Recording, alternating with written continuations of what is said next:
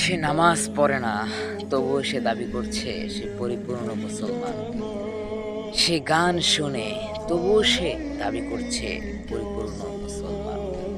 সে নেশার সাথে লিপ্ত, নেশার সাথে যুক্ত, তবুও সে দাবি করে সে পরিপূর্ণ মুসলমান। সে নবীর প্রেমী, তবুও সে সুন্নাত ছেড়ে দেয়।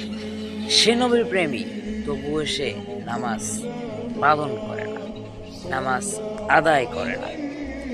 সে নবীর প্রেমী, তবুও তার ভিতরেই খুঁজে পাওয়া যায় না সুন্নাতের ছিটে ফোটাও। আসলে আমাদের কি হলো, আমরা ভুলে যাই সেই চিরন্তর সত্য মৃত্যুর কথা।